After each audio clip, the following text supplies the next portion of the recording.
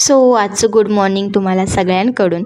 आज होता चिरागचा आणि श्रावणीचा बर्थडे. सो द्रोणनी, आयुषनी, मी आणि वैभवनी आधी पेस्ट्री खाल्ली, कारण की चिराग येईपर्यंत ती मेल्ट झाली असती. सो माझं आज एक्झाम फॉर्मचं काम होतं, त्यामुळे मी कॉलेजला गेले होते. त्यानंतर फॅकल्टी जागेवर नव्हते, सो ते 2-2:30ला होणार होतं, त्यामुळे मी कॅन्टीनला गेले होते. थोडंसं खाल्लं, कारण की मी सकाळपासून काहीच खाल्लं नव्हतं.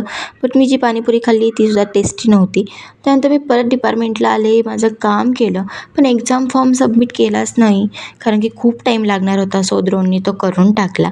त्यानंतर घरी आले, मस्तपैकी रेडी झाले आणि चिरागला आणि श्रावणीला भेटायला निघाले मी. सो त्यांचे मस्तपैकी गिफ्ट्स घेऊन गेले होते. सो श्रावणीला मस्तपैकी गिफ्ट दिलं होतं. जे पण गिफ्ट्स दिले आहेत मी तुम्हाला नेक्स्ट व्हिडिओमध्ये नक्की सांगेल ते. सो श्रावणीला भेटले, तिला पण खूप छान वाटलं आणि मलासुद्धा खूप छान वाटलं, कारण की ती माझी बेस्ट फ्रेंड आहे. आणि बघा तुम्ही, माझ्या 2 बेस्ट फ्रेंडचा बड्डे एकाच दिवशी, किती हार्ड असतं, कसं मॅनेज करणार ना.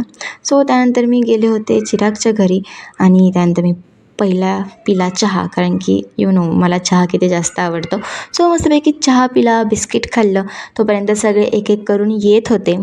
ऑलमोस्ट वर्कशॉपचे, म्हणजे आपल्या रॉकेटच्या वर्कशॉपचे सगळेच आले होते. त्यांची प्रेझेंटी तिकडे कमी असली तरी आज मात्र खूप जास्त प्रेझेंटी होती. सो या आहेत चिरागच्या मावशी. त्यांनी आणि चिरागच्या मम्मीनी खूप जास्त छान जेवण बनवलं होतं. पावभाजी, व्हेज पुलाव आणि गुलाबजाम तर तोंडात टाकल्या असे डिरेक्टली आत जात होते.